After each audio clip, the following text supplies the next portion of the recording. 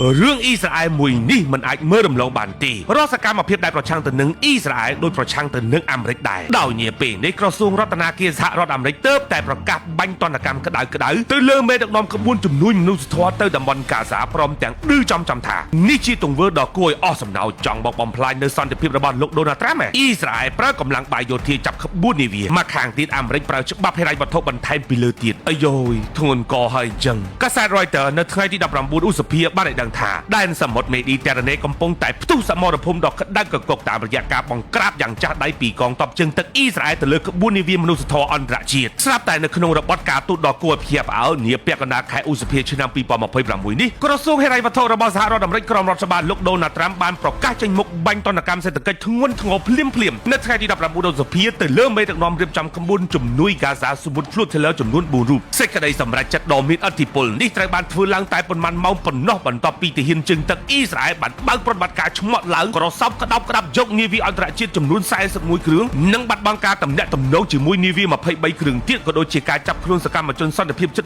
100នាក់ញាត់ចូលទៅក្នុងគុកអណ្ដែតទឹកកណ្ដាលសមុទ្រសកម្មភាពទាំងអស់នេះបានកើតឡើងពីថ្ងៃទី17ឧសភារហូតដល់ថ្ងៃទី20ឧសភាអ៊ីស្រាអែលនៅតែបន្តស្ទាក់ចាប់យ៉ាងខ្លាំងក្លាជាងមុនដោយសារតែក្បួននាវាទាំងនោះមកដល់ដែនកោះស៊ីបដែលមានចម្ងាយប្រមាណ400គីឡូម៉ែត្រពីឆ្នេរសមុទ្រកាហ្សាចំណែករដ្ឋបាលទីក្រុង Washington ប្រើប្រាស់អំណាចច្បាប់ប្រឆាំងភេរវកម្មដើម្បីបង្កកទ្រព្យសម្បត្តិនិងកាត់ផ្តាច់ប្រព័ន្ធហិរញ្ញវត្ថុរបស់មេដឹកនាំសំខាន់រួមមានលោកសារីហាស៊ីមកាមេអាប៊ូគីសេកហាស៊ីមអាត់ដាឡានិងលោកអាប៊ូមែនហ្វូដោយអាមេរិកបានចោទប្រកាន់ចំថាសកម្មជនទាំងនេះគឺជាខែបិទបាំងមុខនិងត្រូវបានបង្កើតឡើងដើម្បីប្រើប្រាស់លុយមូលនិធិគាំទ្រពីខាងក្រោយក្នុងក្រុមហាម៉ាស់និងរណសិរ្សប្រជាជនដើម្បីរំដោះប៉ាឡេស្ទីនរដ្ឋមន្ត្រីក្រសួងសេដ្ឋកិច្ចហិរញ្ញវត្ថុសហរដ្ឋអាមេរិកលោក Scott Bessent បានវិប្រហារចំថាក្បួននាវារបស់ក្រុមសកម្មជនទាំងនេះគឺជាការប៉ុនប៉ងដ៏គួរឲ្យអស់សំណោចក្នុងការបំផ្លាញវឌ្ឍនភាពសន្តិភាពរបស់លោកប្រធានាធិបតីដូណាល់ត្រាំនៅក្នុងតំបន់មជ្ឈិមបូព៌ាអ្វីដែលជាចំណុចចាក់ដោតដែលធ្វើឲ្យពិភពអារ៉ាប់រួមនឹងប្រទេសទូគីផ្ទុះកំហឹងកាន់តែខ្លាំងនោះគឺសម្ដីវិប្រហារការទូតយ៉ាងអសុរោះពីសំណាក់រដ្ឋមន្ត្រីក្រសួងហិរញ្ញវត្ថុលោក Scott Bessent នេះឯង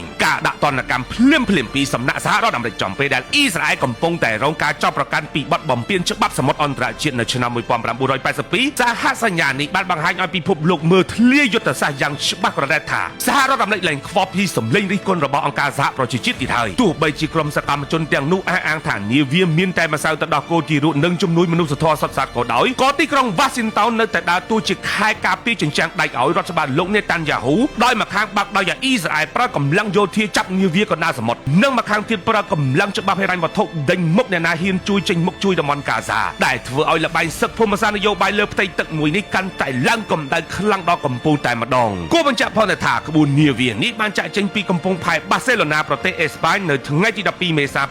2026ហើយបានមកដល់តំបន់កោះគ្រីតេក្បែរប្រទេសក្រិកដោយមានចម្ងាយប្រមាណ1000គីឡូម៉ែត្រពីឆ្នេរកាហ្សាហើយត្រូវបានអ៊ីស្រាអែលស្ទាក់ចាប់នៅថ្ងៃទី30មេសាដែលនៅក្នុងនោះមាននាវាចំនួន22គ្រឿងត្រូវបានស្ទាក់ចាប់ហើយសកម្មជនជាង100នាក់ត្រូវបានឃុំខ្លួននិងត្រូវបានដោះលែងត្រឡប់ទៅវិញហើយខ្ញុំសំអាងវណ្ណៈ True Insider